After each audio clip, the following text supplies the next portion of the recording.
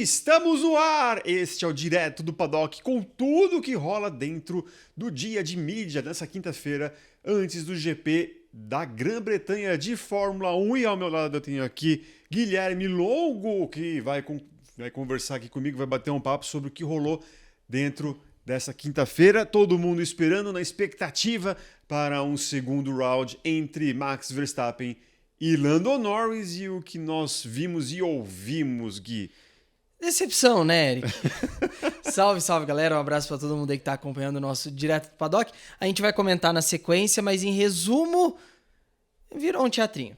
Virou um teatrinho porque Lando Norris, que nós imaginávamos que falaria ali o que ele conversou com o Max Verstappen, ele realmente colocou isso, mas tudo num clima de paz, tudo muito protocolar e até mesmo admitindo culpa, no sentido de que as emoções estavam altas depois do GP da Áustria e que ele meio que se arrepende do que falou. Eu acho que ele se refere, aí é um entendimento meu, ele se refere em relação a perder o respeito a Max Verstappen caso ele não admitisse a culpa. Era a frase mais forte, né, que o Norris tinha dito no domingo depois da corrida. O Norris, inclusive, fala, né, com a imprensa antes do Verstappen, e a frase mais importante da entrevista é: se Verstappen não admitir a culpa, eu vou perder muito do respeito que eu tenho por ele. E o Verstappen truca o Norris. Ele fala: eu sei do que eu tô fazendo nesse momento. Então, todo mundo esperava os 6 do Norris nesse momento, né? Mas aí agora vem... E havia uma promessa de que ambos bateriam um papo depois da corrida.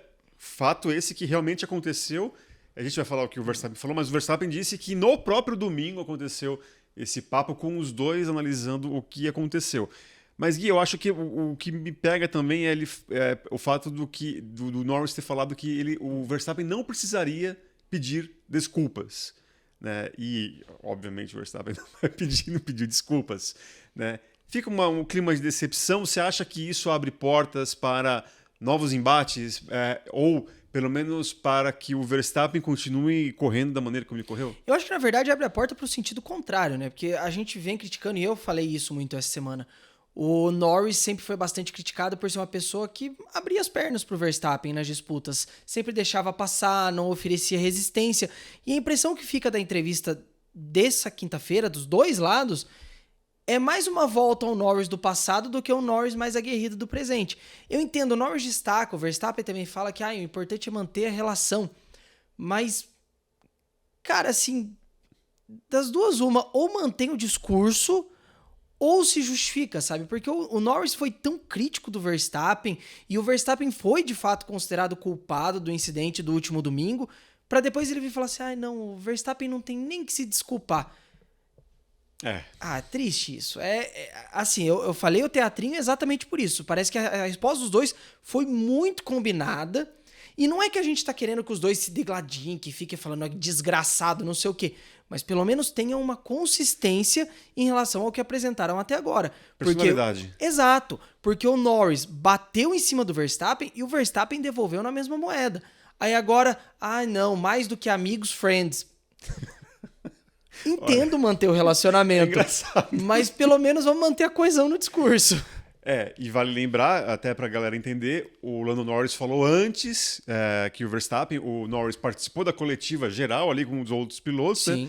Foi um grande conluio inglês ali, porque na mesma entrevista coletiva tava o Norris, o Hamilton e o Russell. Tanto que tem um momento que o Pérez brinca na coletiva que ele tava quase dormindo porque ninguém perguntava nada pra ele. Pois é, e no GP da Grã-Bretanha, né, na Inglaterra, em Silverstone, obviamente o foco maior estaria sobre os pilotos ingleses. E aí a gente falou sobre o Verstappen horas até depois, né, uma hora e meia, 2 horas depois ali do Lando Norris já tendo falado, chega e com um discurso também bem apaziguador, né, Gui? Então também meio com a bandeirinha branca, né?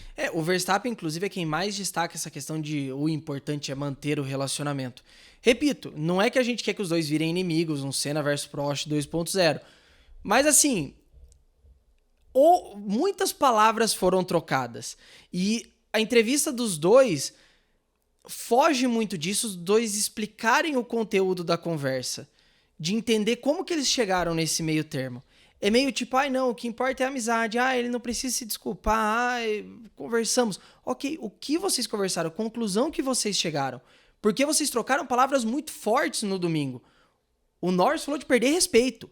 O Verstappen truca falando, eu sei o que eu tinha que fazer naquele momento e você não. E aí, pra vir esse discurso, falta uma explicação. O que aconteceu nessa conversa? Até porque os próprios chefes de equipe trocaram farpas entre si. O Horner falou do Norris, o Stella falou do Verstappen. Teve muita coisa ali pra um nada que teve hoje. E não só de Verstappen versus Norris viveu a quinta-feira na Fórmula 1 em Silverstone. Pouco antes das coletivas foi confirmado um dos segredos mais mal guardados dos últimos tempos, que Oliver Behrmann será piloto da Haas em 2025. Ele que é um piloto protegido, né, da Ferrari. Te surpreendeu de alguma maneira, Gui? Para surpresa de 0 pessoas, né? Mas assim, o mercado está se movimentando.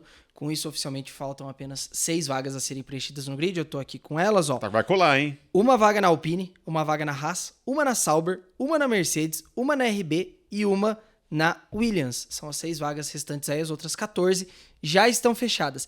E aí, vamos puxar esse blocão de mercado todo, trazendo uma informação para agregar aqui. Segundo o Will Buxton, né, o jornalista da Fórmula 1, aquele que vocês conhecem de Drive to Survive, Daniel Ricciardo negocia com a Williams. Todo mundo tá indo pra Williams, hein? Não é possível. Então, e aí, agora eu preciso juntar esses dois aqui para fazer uma questão, né? Muita gente criticou a escolha da Haas pelo Behrmann nas redes sociais, porque você, tá em 14º na Fórmula 2, olha o que não tá apresentando, e o Kimi Antonelli também. Eu acho que assim, galera, o Behrmann ser contratado pela Haas não é o problema. O sintoma aqui, o problema, na verdade, é algo maior, né? Porque muita gente fala assim, o Drogovic não tem oportunidade, ou o Paul Aaron é o líder, o Theo Pourchaire, campeão do ano passado, também não teve chance. É sintoma de algo muito maior. A gente ter, a essa altura do campeonato, Daniel Ricciardo negociando com a Williams, a gente ter Sérgio Pérez renovado por mais 2 anos, quem mais? Lance Stroll renovado num contrato plurianual. Nico Hülkenberg. Que é uma crítica pessoal. O Tsunoda, que também é uma crítica pessoal. O Kevin Magnussen, que tá lutando pela vaga. Esse é o grande problema. A gente tem pessoas que claramente não deveriam mais estar na Fórmula 1, que ainda estão ali. O problema não é o Behrmann estar na Fórmula 1 e o Paul Aaron ou o Drogovic, não. O problema é a falta de renovação que a gente tem hoje no grid. Então, assim, pra mim a vaga do Behrmann é merecidíssima. Ele já vinha com boas performances nas categorias nos anos anteriores, né, na base. Fez uma ótima exibição no GP da Arábia Saudita. Deixou muito boa impressão. Exato, se credenciou para isso. Agora, o grande problema é as equipes continuarem apostando nos mesmos pilotos que não deveriam estar mais no grid. É por isso que a gente não tem Drogovic, é por isso que a gente não tem Paul Aaron sequer citado nas negociações, o cara que está liderando e liderando por muito a Fórmula 2, a gente não tem Theo Pourchaire, não tem Drogovic, futuramente não tem o Gabriel Bortoleto. O problema é esse, falta renovação na Fórmula 1. E além do mercado de pilotos, a parte técnica ganha cada vez mais espaço no noticiário. Aparentemente, aquele odiado que foi praticamente escurraçado da Ferrari, Mattia Binotto, aparentemente ali estreitando laços com a Alpine, né, Gui?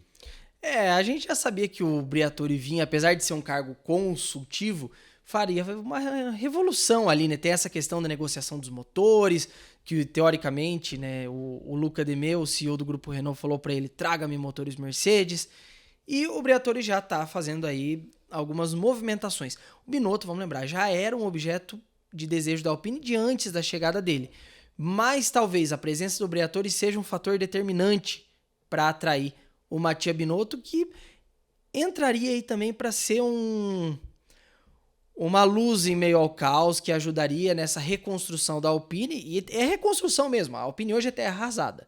Então, vamos ver, o Binotto, não sendo um cargo de gestor de pessoas, pode dar bem, a gente sabe que o Binotto como chefe de motores da Ferrari era um excelente profissional.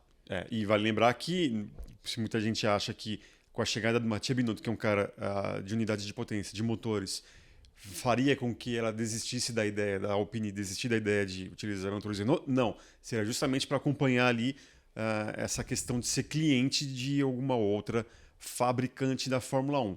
Por falar em Alpine... E por falar em motores... Pierre Gasly vai ser o primeiro contemplado com uma punição de grid pela questão de exceder o número de componentes das unidades de potência a que tem direito a Alpine, né? É isso aí, vamos lembrar pra galera, uma unidade de potência hoje na Fórmula 1 é composta por 6 componentes, então por isso que a gente fala unidade de potência e não mais só motor.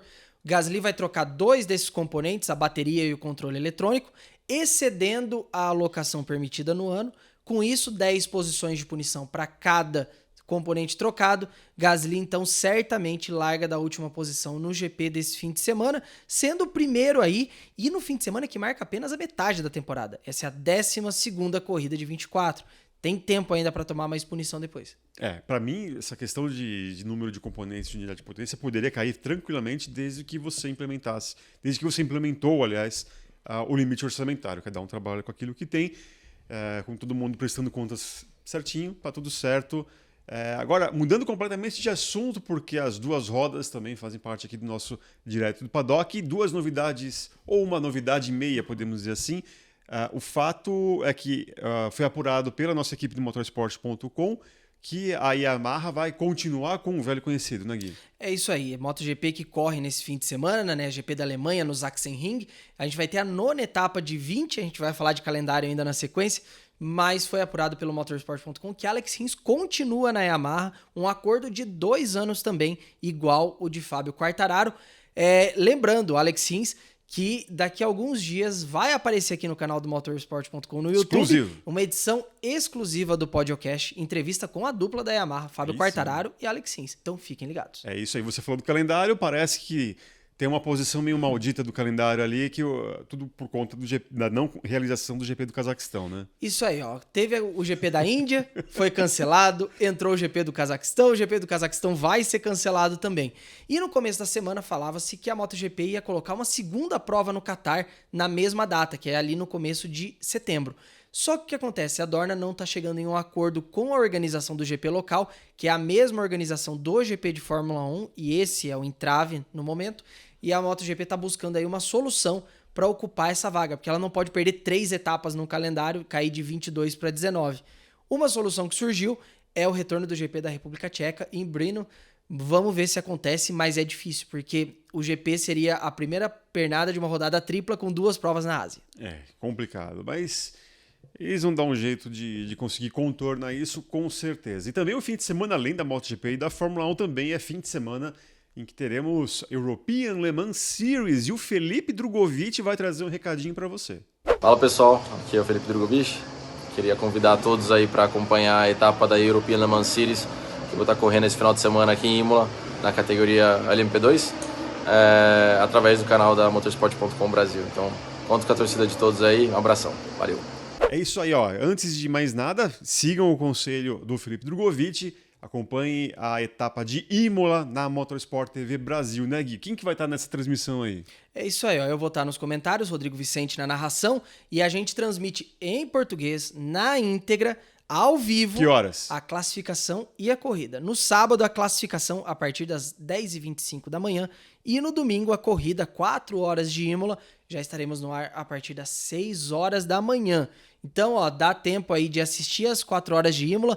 Termina, a Fórmula 1 é só às 11, então dá tempo de ver as 2 corridas, porque ó, tem Felipe Drogovic, tem Nelsinho Piquet, tem Daniel Serra, tem Daniel Schneider, tem Robert Kubica, tem vários pilotos da Fórmula 2, da Fórmula 3, então é um grid que vale a pena acompanhar. E é isso aí, olha só, a gente volta amanhã com o Sexta Livre, depois do treino livre número 2 lá em Silverstone. Eu quero agradecer ao Guilherme, a você também, ao Jeff que esteve aqui na técnica, e nos vemos amanhã. Um grande abraço, tchau, tchau.